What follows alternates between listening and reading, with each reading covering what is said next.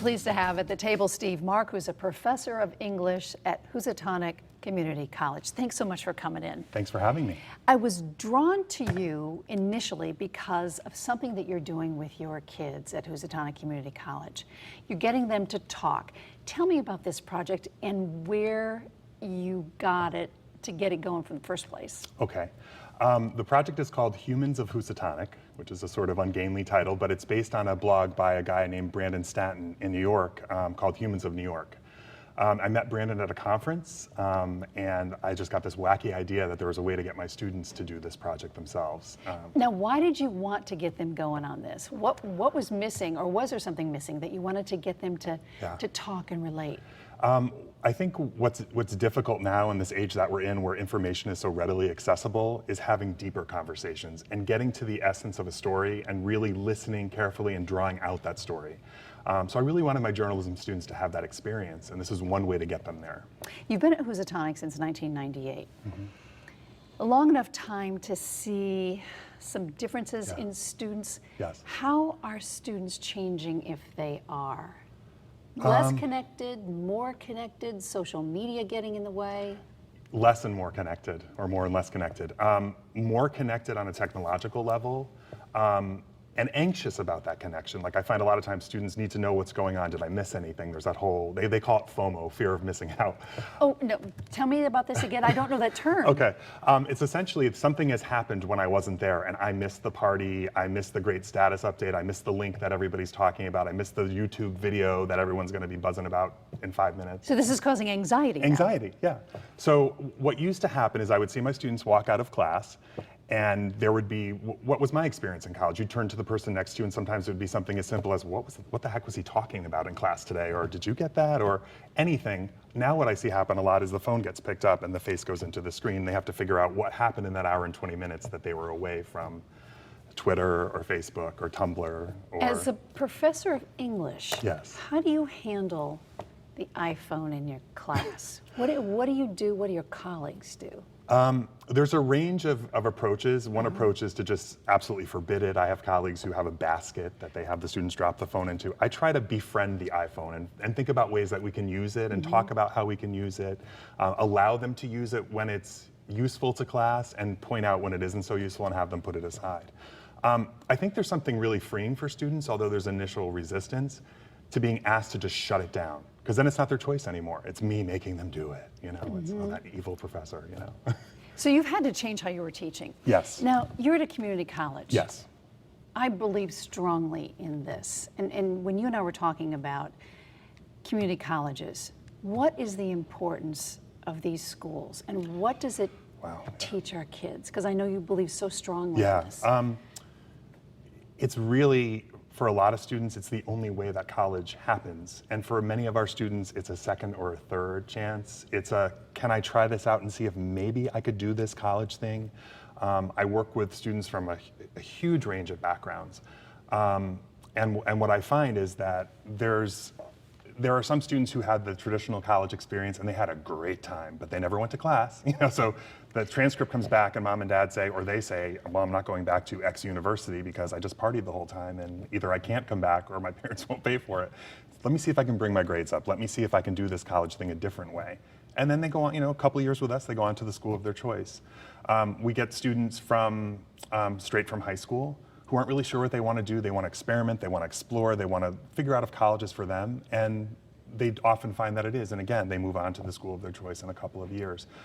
Working moms, people re-entering the workforce, retraining. I myself was a community college student for a really short time. I left school, I had this great little job at a little advertising agency being an account executive, and I realized, I don't want to do this anymore. I'm making good money, you know, this is great, but I'm not fulfilled. And so that was where I went, I found a little community college in my neighborhood, and I said, oh, I can take classes at this time, and I rearranged my schedule, and that opened up this whole other world for me. State cutbacks could have hurt Housatonic. Yes. What was the feeling at the school when there was uncertainty there? I think some of the feeling was, oh, not again. You know, I mean, we've been through this. We've been flat funded for so many years, and there's an increasing emphasis on doing more and more and more with less and less and less. And so I think we know that we can work really lean, and I think we have gotten to the point that I don't know what we could cut at this point. We've cut back. I don't know what what we're going to have to cut now is vital services if we have to cut again. Give me some success stories Yeah. out of Housatonic. Tell me about some of the students that you've had.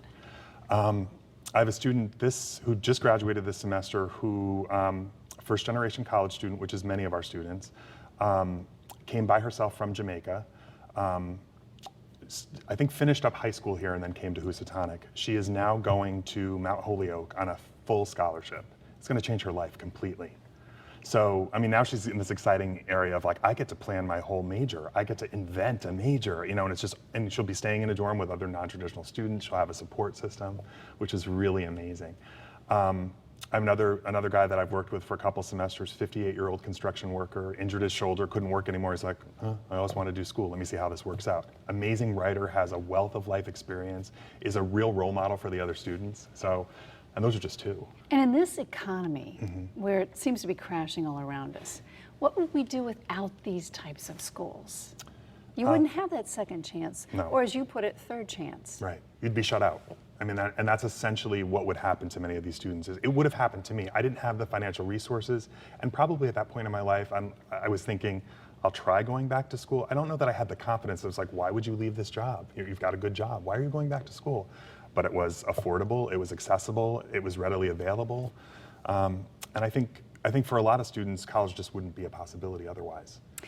Getting back to your project, Sure. Humans of Housatonic, how are you going to expand this as you go forward to get your kids to talk and to and to react to each other? It was an interesting experiment. So they went out, they took a photograph of a student. It ended up being mostly students. I thought maybe we'd get some faculty and staff. They weren't so interested in doing that. Really? Well, you have to speak to them. I do. But for next semester, I'm going to demand that they do that. So what ended up happening was they were asked to take a photograph that in some way captured the essence of someone as they saw them in that moment, and to get a short quote that revealed a story or a goal or an obstacle or an achievement. And the really interesting thing about the project was, I thought this will either be a colossal success or it will be, as my students would say, an epic fail. It wasn't going to be anywhere in the middle. And then I thought about it and I thought, do we really want to do this? And I thought, what I always think when I'm about to take a risk as a professor is, if I'm not going to take risks, then I can't ask them to do them, right? So I sent them out one day and said, by midnight tonight, you got to have 3 of these. Let's see how you do. And then we all looked at what we had and picked the best ones. What it was interesting that ended up happening was we got some great stories, but what I didn't think about was we also provoked a lot of interest because we got this little tiny kernel of a story. Maybe it was a paragraph or a couple of sentences, and it created all these other questions for them, all this interest, like, are there other people like that? What's the rest of that story?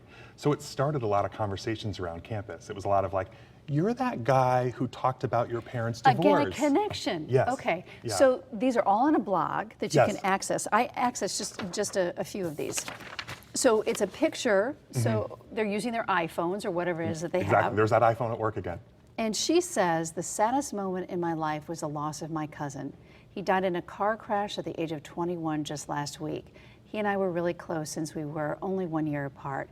This impacted my life, and once in real hard because finals are in a few weeks and I don't really have time to grieve over the loss of my cousin.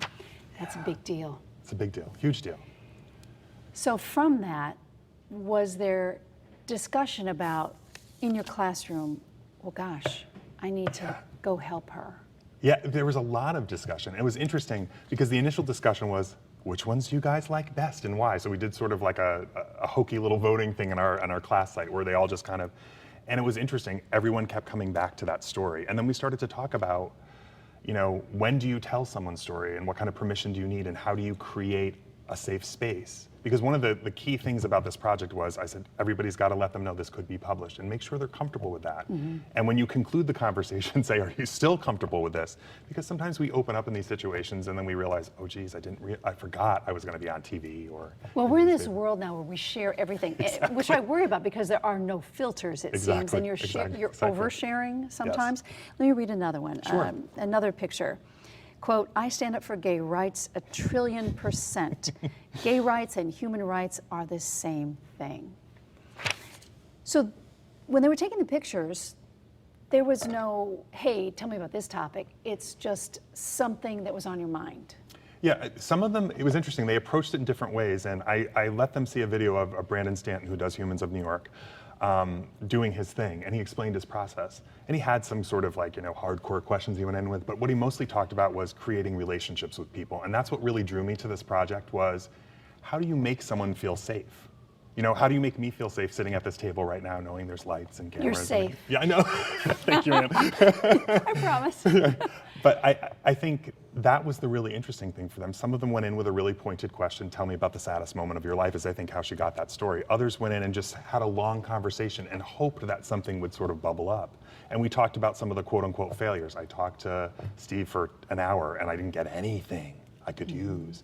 Well, what did you ask him? What did you do? What did you say? What happened? So I hope that the side benefit of it was it encouraged them not to go up to strange people and ask pointed questions, although that wouldn't be so horrible, maybe. They'd overshare, I'm sure. But to start some conversations, to get curious about things that they see. It was interesting to hear how they decided to approach somebody too, because Brandon talked very much about this in his presentation that I shared with them. Did they go up to somebody who was alone? Did they go up to somebody who was in a group? Did they go up to somebody who was dressed in an interesting way or seemed particularly extroverted? And they all had different ways of doing it. And a lot of it had to do with their personality and their comfort level in terms of approaching a stranger and talking to them. I would think in many ways you're helping people, even beyond the exercise of English and sharing. Is there any thought about taking this platform and spreading it out throughout the state to other schools? Have you thought about that?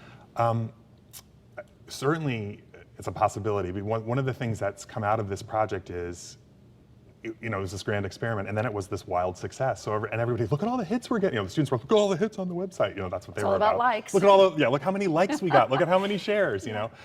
And look at how many times it got retweeted. And I think there's a real hunger for connection, especially among young people. They're so connected technologically, and social media is so powerful and so useful. And I've made so many great connections with people, and so have they. But there's also a limit. And I think there's really a desire for that face-to-face kind of, oh, now I feel like I really know you.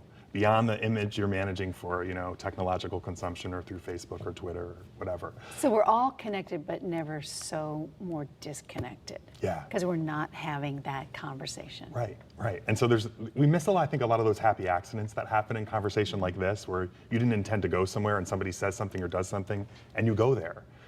I think it's harder to replicate that on Facebook or Twitter or Tumblr or whatever, the Snapchat, whatever the latest thing is. Well, my message to you is keep going, because you're onto something here. It piqued my interest, and I thank you so much for coming on and being a part of the community college and the students' lives, because you're making a difference. Thank you. Thank you, Steve, Mark. Thanks.